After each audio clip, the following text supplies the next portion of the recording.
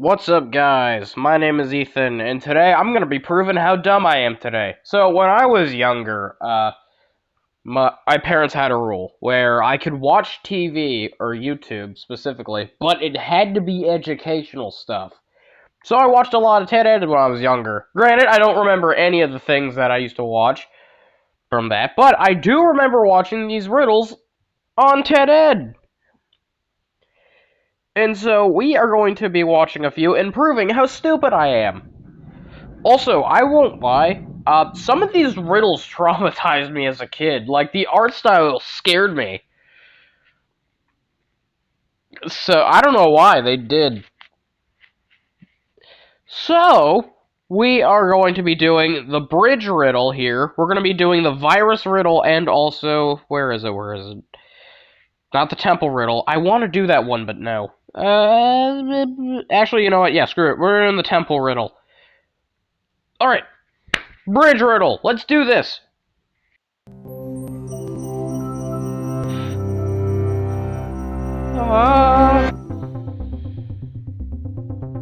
Taking that internship in a remote mountain lab might not have been the best idea. Well, yeah, that's why I didn't have that idea.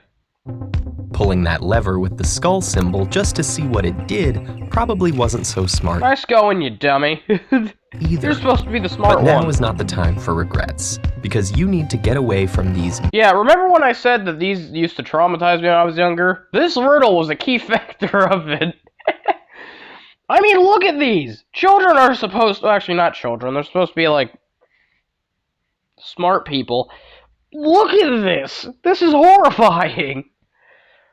There should be, like, a horror game based off of this. Ted Ed horror game. Riddle. Bridge nightmare. I don't know. Mutant zombies fast. With you are the janitor, the lab assistant, and the old professor. Okay, I understand the other two, but why is the janitor there? Why did he come along? What, is he gonna disinfect, like, the stuff you touch? I don't know. Why is he there? You've gotten a head start, but there's only one way to safety. Across an old rope bridge spanning a massive gorge.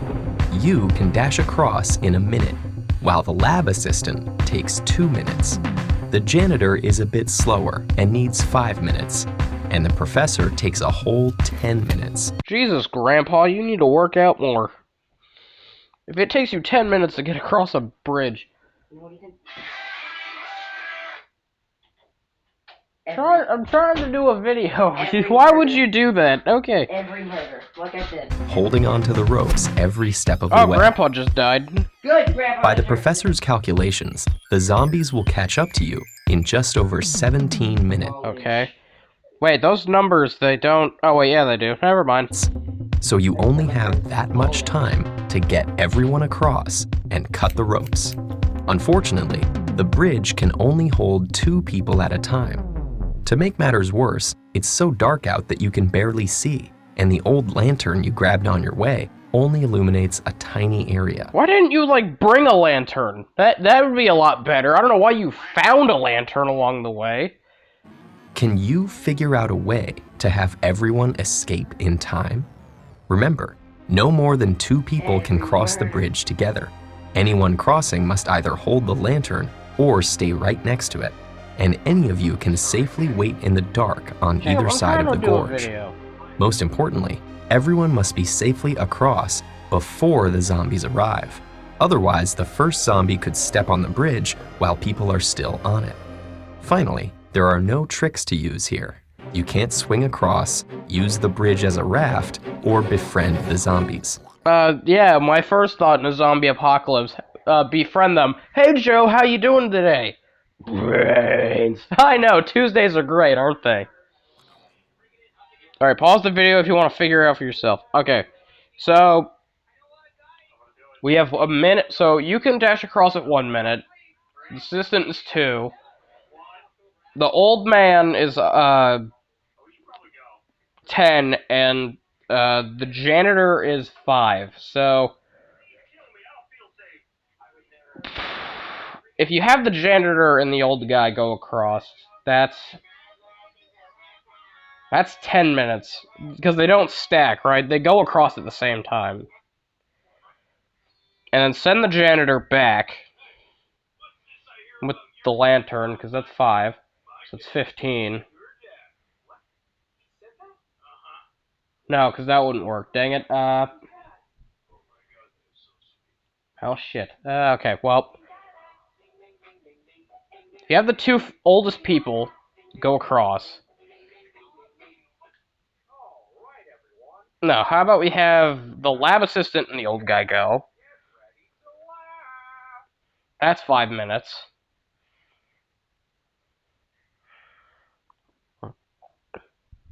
Huh. Well, shit. Okay. I'm hitting a lot of roadblocks. I can't figure this out. So, again, you go in 1 minute, so we go across with the old professor, so that's 10 minutes. What the heck are you watching? I'm trying to think. Alright, I can't figure this out. Jacob's making too many... At first, it might seem like no matter what you do, you're just a minute or two short Yeah, exactly. That's the situation I kept running into. of time. But there is a way. The key is to minimize the time wasted by the 2 slowest people by having them cross together. Haha, I knew it! I am a genius! And because you'll need to make a couple of return trips with the lantern, you'll want to have the fastest people available to do so. So, you and the lab assistant quickly run Alright, across so I had the right idea, but I was also wrong. with the lantern, though you have to slow down a bit to match her pace. After 2 minutes, both of you are across, and you, as the quickest, run back with the lantern. Only 3 minutes have passed. So far, so good. Now comes the hard part. The professor and the janitor take the lantern and cross together. This takes them 10 minutes, since the janitor has to slow down for the old professor, who keeps muttering that he probably shouldn't have given the zombies night vision. I'm sorry, you made the zombies and you gave it... Why would you even make zombies in the first place? Idiot! By the time they're across, there are only 4 minutes left, Oh no! and you're still stuck on the wrong side of the bridge. So you get the lab assistant to go back and get you, and then you go over there, and then you cut her up and you save the day and Obama was there. Bam! I'm smart. But remember, the lab assistant has been waiting on the other side, and she's the second fastest of the group.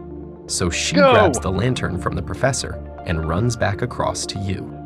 Now, with only 2 minutes left, the 2 of you make the final crossing. As you step on the far side of the gorge, you cut the ropes and collapse the bridge behind you, just in the nick of time. Maybe next summer you'll just stick to the library. We did it! We survived the zombie apocalypse. Okay, we did it. Alright, virus time. I wonder why. It's because I've been sick a few days, or because of coronavirus. Who knows? What time are we at for this video? 8 minutes. Alright, we're doing good. Your research team has found a prehistoric virus Why have these stories why have these riddles been about, like, hey, you're a doctor or a lab assistant person, and you're gonna discover a virus or die by zombies? Who knows? in the permafrost and isolated it for study. Whoa, it's the coronavirus! Did it! After a late night working, you're just closing up the lab when a sudden earthquake hits and knocks out Sudden earthquake? What? Where do you live? the power. As the emergency generators kick in, an alarm confirms your worst fears. All the sample vials have broken. You only had 1 vial. Well, how did you get, like, 94 of them? Well, I mean, it's 6... Actually, no, it's 15. Never mind. The virus is contained for now, but unless you can destroy it, the vents will soon open and unleash a deadly airborne plague. I wonder why this is significant to coronavirus, huh? Whoever had this job failed at it miserably. Without hesitation, you grab your hazmat suit and get ready to save the world. Yeah. The lab is a 4x4 compound of 16 rooms, with an entrance at the northwest corner and an exit at the southeast. Each room is connected to the adjacent ones by an airlock, and the virus has been released in every room except the entrance. To destroy it, you must enter each contaminated room and pull its emergency self-destruct switch. But there's a catch. Because the security system is on lockdown, once you enter a contaminated room, you can't exit without activating the switch. And once you've done so, you won't be able to go back into that room. Okay. You start to draw out possible routes. Okay, quite literally, all you would need to go is just keep going down, then go left, go up, and then take another left, go down 4, and then take another... No, wait. Oh, wait, I got a better idea. Go all the way to the left, go down 1, go back to the right, go down 1, go back to... No, This isn't as simple as I thought it was. Oh, crap. Wait, the entrance wasn't corrupt, or the exit wasn't destroyed, so you could... Shit. Okay. Okay, hear me out here. I got an idea. What if we use the entrance, we go all the way down to the left, or we go left 3, we go down, we go back left, we go to the entrance, we go out the front door, walk all the way around, go through the back door. Don't shut off the exit one yet. And then you do the same thing, but with the other ones, but in the reserve order. So you go right, then up, and then back right, and you shut off the exit. Bam! I'm a genius. I know I violated a lot of rules, but I did it. On a pad of paper, but nothing seems to get you to the exit without missing at least one room. So how can you destroy the virus in every contaminated room and survive to tell the story? I just figured that out for you. You're welcome.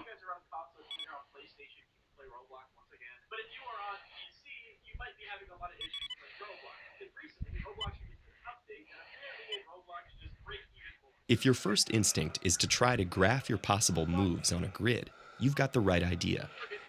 This puzzle is related to the Hamiltonian path problem, named after the 19th century Irish mathematician William Rowan Hamilton. Oh my god, I love math. As you can tell, I'm being sarcastic. The challenge of the path problem is to Don't care, just give me the goddamn answer. That's because the rooms form a grid with an even number of rooms on... Don't care, give me the answer. Through it will alternate black and white. Give me the goddamn answer. It's true that once you activate the switch in a contaminated room, it's destroyed and you can never go back. But there's one room that wasn't contaminated, the entrance. Haha, I knew it. This means that you can leave it once without pulling the switch and return there when you've destroyed either of these two rooms. Yeah, so basically what I said. You go all the way to the far left, you go down, then you go all the way back right, you go into the entrance, you leave through the exit, you go all the way around the building into the back room, and go to the bottom, and then you just do the same thing, but with it. So you go left, then up, then right, all the way, and then down, shut that room, and then BAM! You escape perfectly fine. Can you be quieter? No. I'm trying to watch this. I'm trying to do a video, jackass. The corner room may have been contaminated from the airlock opening, but that's okay, because you can destroy the entrance after your second visit. Oh, this is for kids. That return trip gives you... Yeah, so basically, I was right. You are an idiot, Ted Ed. I solved your riddle faster. Alright, final riddle of the day. This you tell I'm so smart. Temple riddle. Another one about science. You've found the hidden switches. I love the fact they changed the art style for every single one of these riddles. I love it. Evaded the secret traps, and now your expedition finally stands at the heart of the ancient temple inside the lost city. What is this, frickin' Indiana Jones? But as you study the inscriptions in the near total darkness, 2 of the 8 graduate students accompanying you... I'm sorry, why would you bring kids to literally a place that could kill all of you? Hey kids, we're gonna go to a field trip, but first you're gonna need to sign this waiver, and if you die, it's not our problem. Bump into the altar. Suddenly, 2 wisps of green smoke burst Oh forth, no! and the walls begin to shake. Fleeing for your lives, you come to a room you passed before, with 5 hallways, including the one to the altar and the one leading back outside. The giant sandglass in the center is now flowing with less than an hour before it Oh no, the pea glass is gonna tell us how the heck we're gonna die. empties, and the rumbling tells you that you don't want to be around when that Hang on, why do you look like you're flipping off the ceiling? I know they only have 3 fingers, but it looks like she's flipping off the sky. happens. From what you recall of your way here, it would take about 20 minutes to reach the exit at a fast pace. You know this is the last junction before the exit, but your trail markings have been erased, and no one remembers the way. Of course If they 9 don't. of you split up, there should be just enough time for each group to explore one of the 4 halls ahead and report back to this room, with everyone then making a run down the correct path. There's just one problem. The inscriptions told of the altar's curse, the spirits of the city's king and queen possessing intruders and leading them to their doom through deception. Remembering the green smoke, you realize 2 of the students have been cursed. At any Oh time, no! one or both of them might lie, though they also might tell the truth. You know for sure that the curse didn't get you, but you don't know which students can't be trusted. And because the possessed students may lie only occasionally, there is no guaranteed way to test them to determine which are cursed. Can you figure out a way to ensure that you all escape? Don't worry about the possessed students attacking or otherwise harming the others. This curse only Yeah, where would they even get weapons in the first place? Did they just bring combat knives? Like, that was a requirement for this field trip? Alright, so everything you're gonna need. Water, food, machete, a flare gun, because why not? A helicopter's license, don't ask. And, a crap ton of... Will you turn that down? affects their communication. Pause the video if you want to figure this out now. Okay, so we're gonna figure it out. So, there are 8 people, including you, so that's 9. You can go off to one of the rooms yourself. Yeah. Sorry about Jacob in the background. Good job on being a big fat baby. Alright. So, how about you go off by yourself, you have 2 groups of 3, and then you have a pair, because that's literally all you can do. I mean, you could go 2 groups of 4, but yet that would only go down some of the paths. The first thing to realize is that since you know you aren't possessed, you can explore one of the halls alone. This leaves 8 students for the remaining 3 paths. Sending groups of 4 down just 2 of the paths won't work, because if one group came back How dare you? How dare you call me an idiot by saying that my way of being stupid was not gonna work? split 2 versus 2, you'd have to guess who to trust. But splitting them into 1 pair and 2 trios Yes, I knew it. would work every time. Yeah, that's all you need to know. Alright, we're done for today. Ooh, a Reddit notification. Anyway. Hello, my name has been Ethan. I've been proven to be stupid by these riddles. And so, Jacob in the background, thank you for being annoying. And see you later.